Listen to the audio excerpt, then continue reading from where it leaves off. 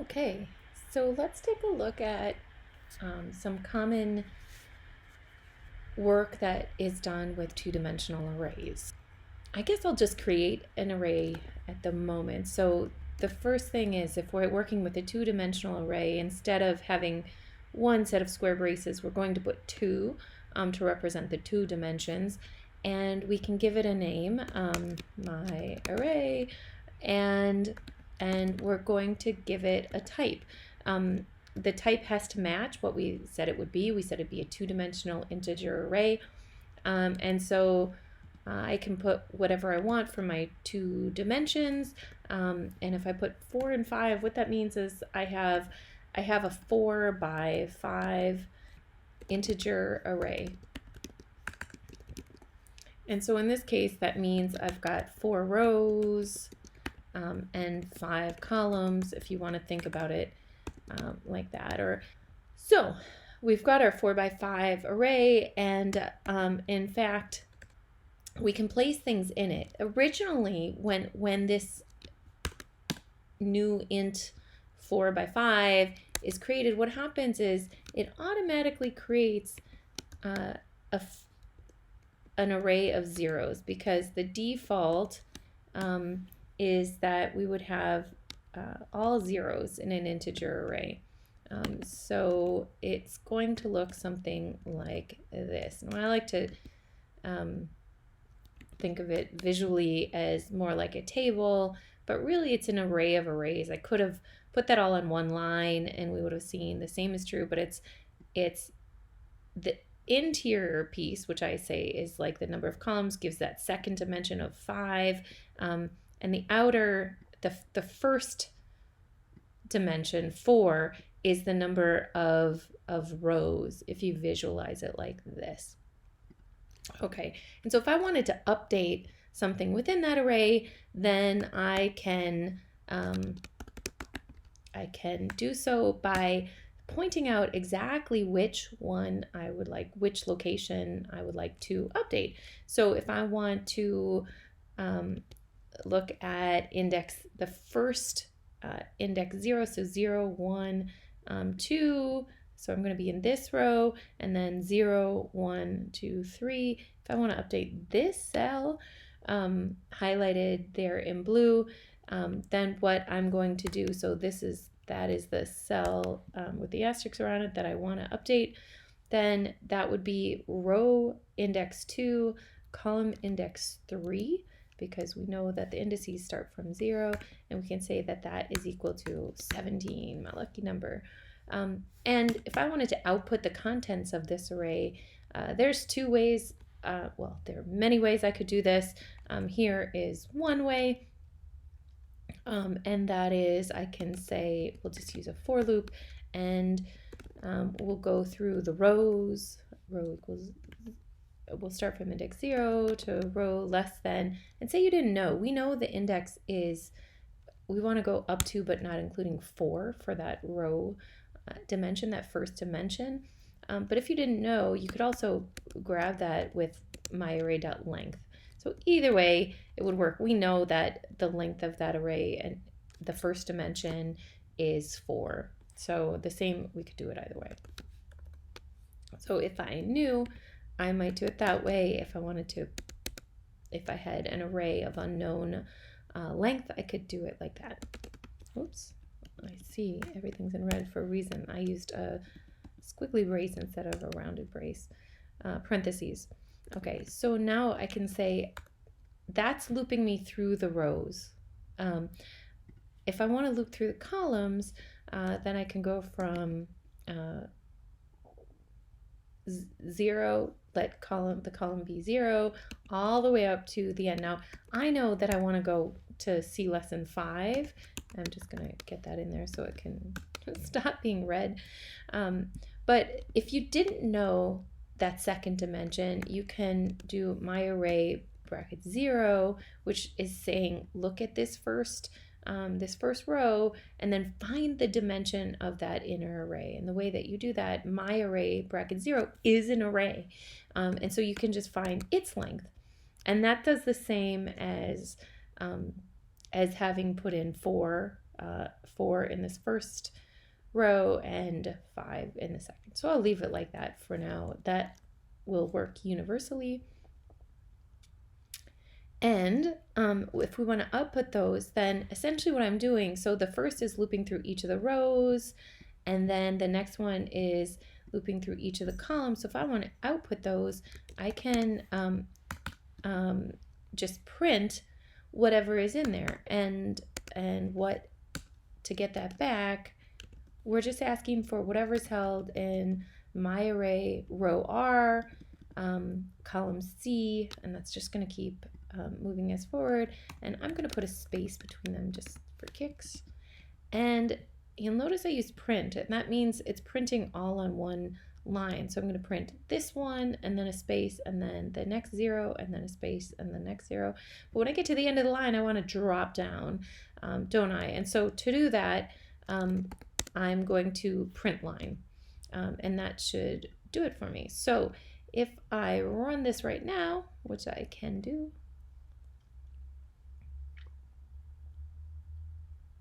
hopefully we'll see that we get a bunch of zeros with a 17 exactly where we thought we would put it. So that's how we populate it. And the big thing that you might have to do is sum rows, sum columns, and by not just a few of the columns, but to sum them, add up the values within certain columns. So I'm just going to quickly add a few more things, just willy-nilly. I won't even think about what I'm doing, but I'm gonna actually change that. So 5, I'll put 1 in 2, 2, and actually 0. So everything has something. And then finally, I'll put another one in 1, 3. Okay. And we can add more things. So if I print out what's there after adding in my values, you see I've got a bunch of different pieces. There'll be some interesting bits. If we wanted to sum the rows, then what we're going to do, and actually I'm going to, just for fun, pull that out so that I've got int number of rows is my array dot length, and int number of columns is my array bracket 0 dot length.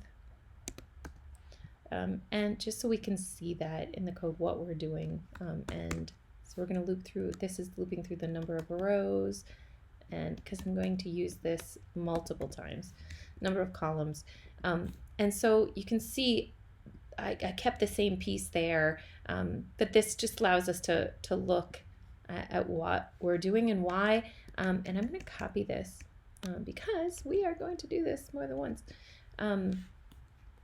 If one wanted to sum the rows, if I just think about what that means, I want to, for each row, I am going to want to, within each row, within it, what I want to do is loop through the column elements and add to a sum. And then what I want to do is output the sum for that row. Okay, maybe I want to keep it in an array, but that's besides the point. That we can decide later. I'm going to move that up, and so we can see that this structure that we used here for looping through the columns still works. So I'm not changing anything that I did above in terms of the outer loop structures, just what I'm doing with the details inside. So what that means is, first of all, I need a place to store the sum, and so for each row we're going to have our own sum. In fact, I'll call it row sums, just so we know that that's the type of sum that we're getting. And we'll start off with the sum of 0, and when we get in here, I want to add, and if you haven't seen plus equals, that's the same as row sum plus, but for speed, I'll tend to type plus equals.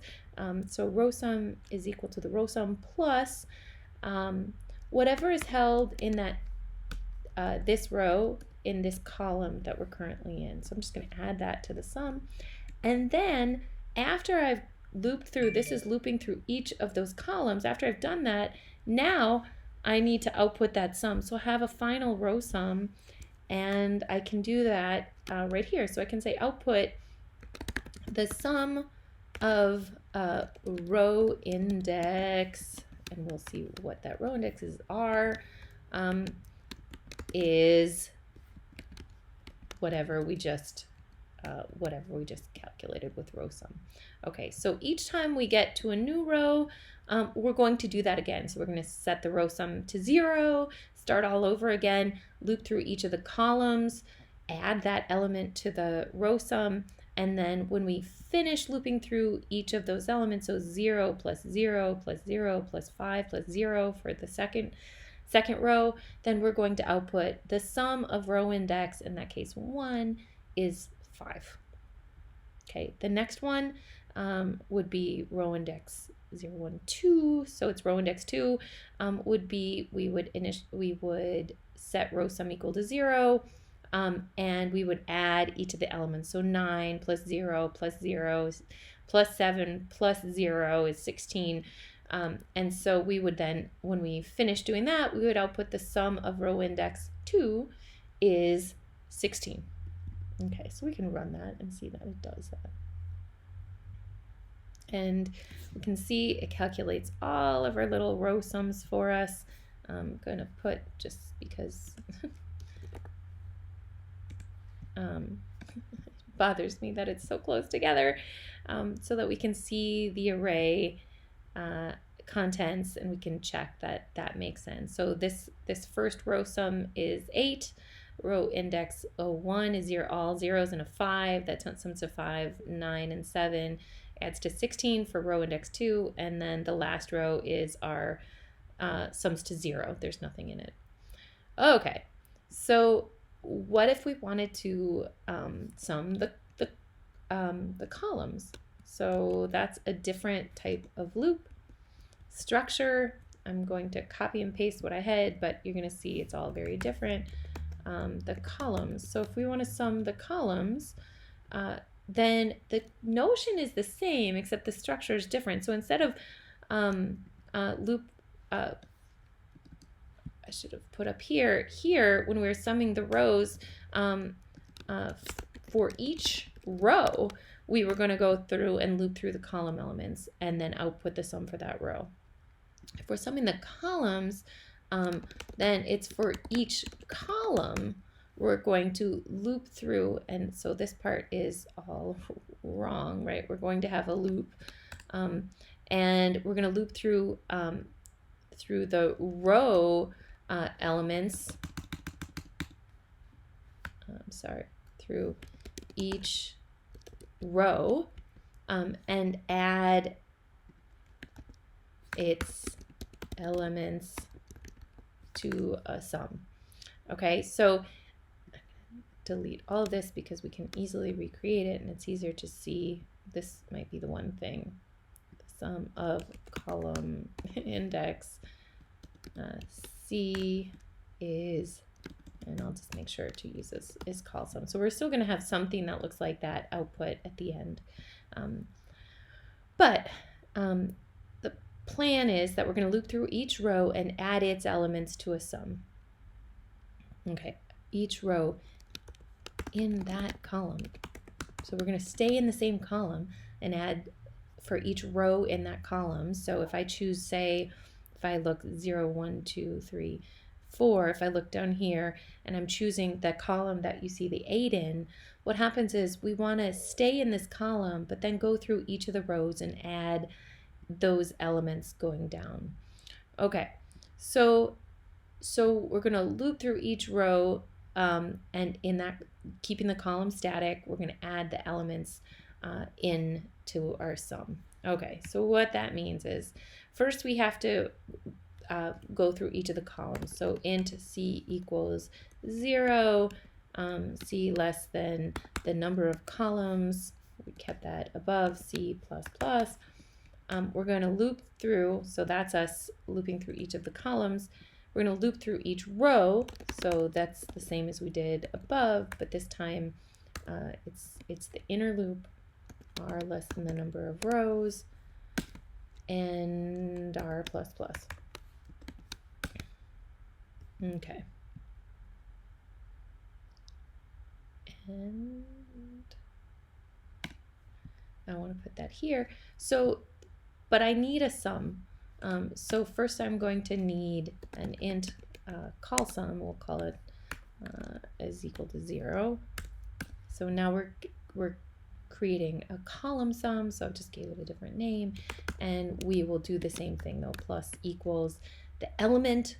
So we want the element in our array in this row that we've looped through, and with the fixed column from above. So we fixed the column, and now we're looping through the rows. But functionally it works the same. It's just, you know, inverted. And so if we run this, I'm going to again put a little space between things so that we can see what this looks like. We can go ahead and run it, and what we see is the same as ran. The sum of column index 0 is 9, the sum of column index 1 is 0, the sum of column index 2 is 0, 3 is 20. So it looks like only if we go check whether or not these results make sense, we see column index 3 should add to 20, column index 0 should add to 9, and none of the others should add to anything.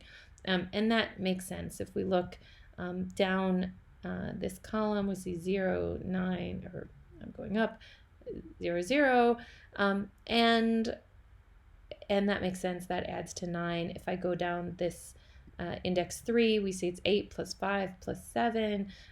8 and 7 is 15 plus 5 is 20. So the fact that that gave us column index 3 sums to 20 makes sense. And the rest of them are all zeros. So again, we're getting those clean results. Okay, so this is doing everything in kind of a logical way. We're going from column 0 to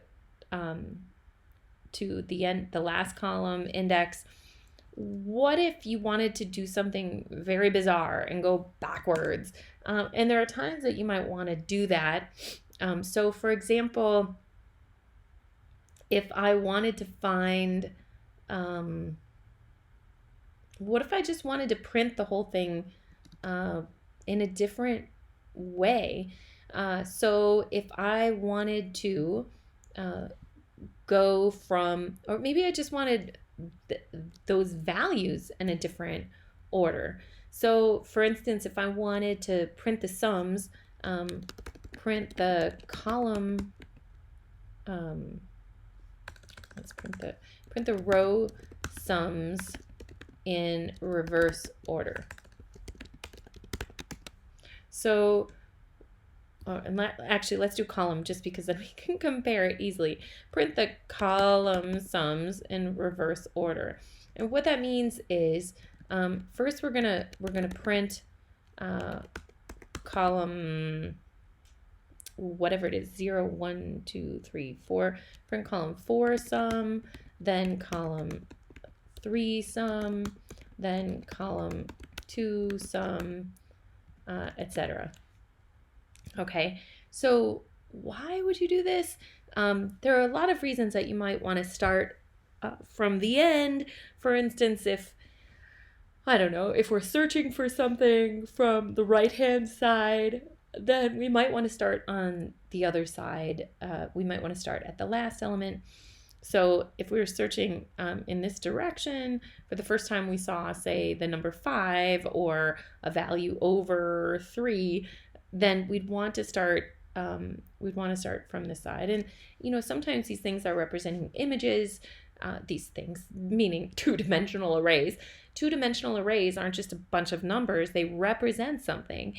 And so if this is representing an image and we're looking for something on the right-hand side of that image, or it's a map and we're looking at something on the east side of the map, then we might need to do this.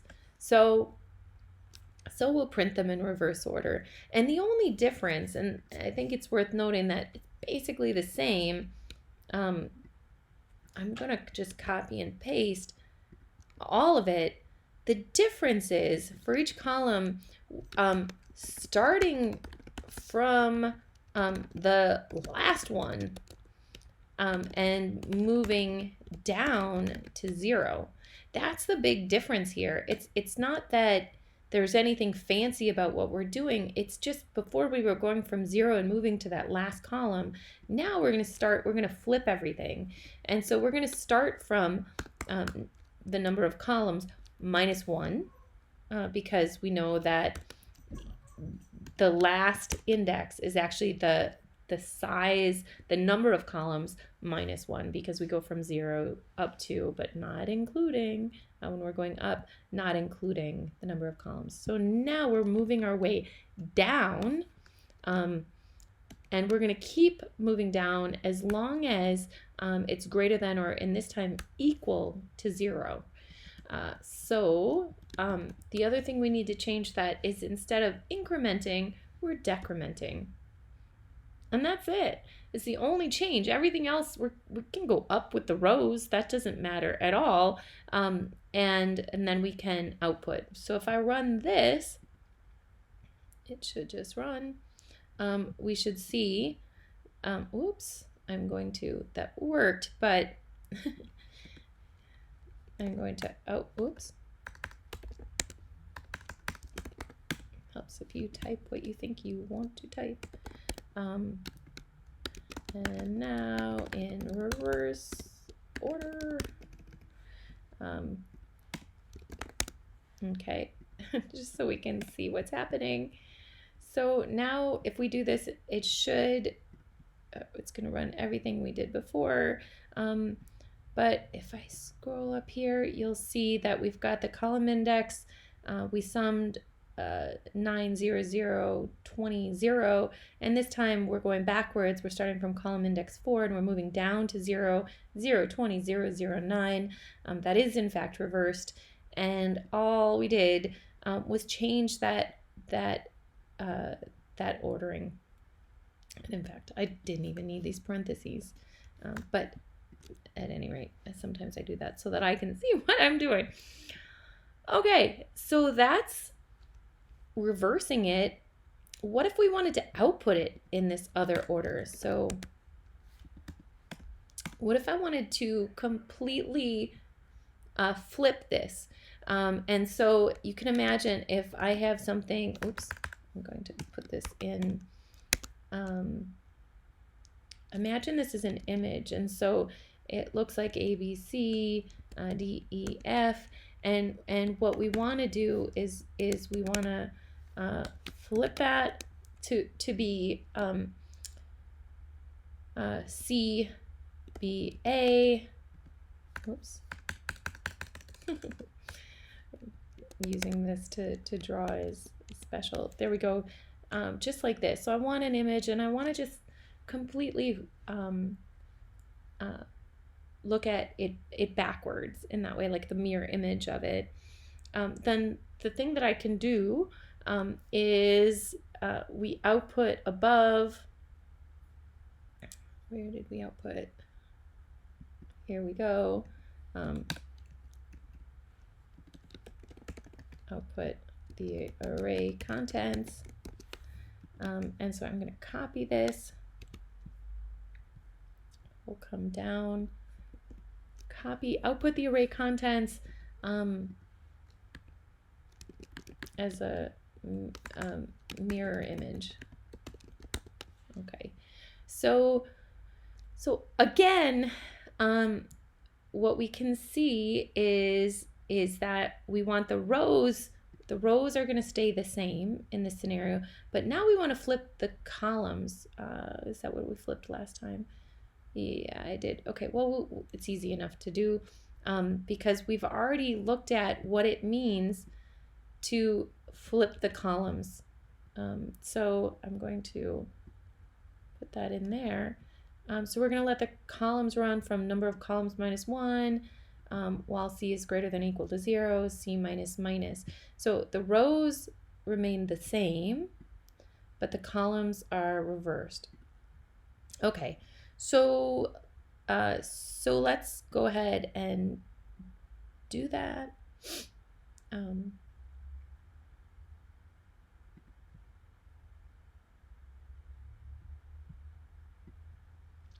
And what we'll see is that everything is a little bit flipped. So before we had 00080, and then that last line, the third line down was 90070. What we should see is that that's flipped 08000, and then if we look at the third line, it's 07009. So it used to be 90070. We have that flipped image of what that looks like. And we could flip the whole thing further. You can reverse the way that you approach rows vertically. Vertically, mirror image with a vertical mirror. But what if instead we wanted to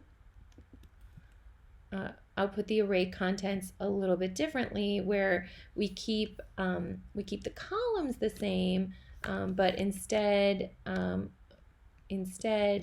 we flipped the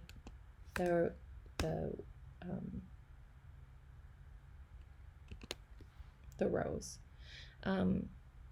And so we're giving the rows in reverse order. In fact, if I better go another one, GHI, just so we can see that would be the case.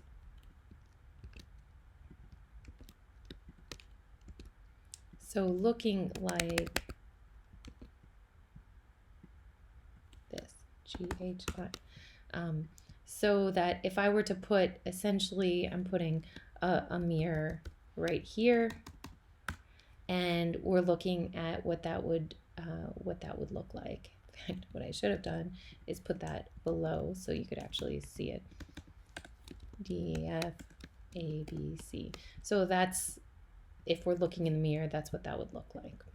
Whereas before, in this other example above, we were putting our mirror, essentially the mirror was like here. Oops. And when the mirror is in that location, you can see that the reflection looks like this. Whereas if we put the mirror horizontally below it, horizontally, or even if you put it above it, you would get the same. So, okay. So if we put that mirror horizontally, then what happens is we get it something like this. And what that means is this time we have to reverse the way that we approach. We can leave, let's put everything back to sort of whatever is normal, num calls, C++. So this is normal output, where we go rows 0 to the end, column 0 to the last one, whoops.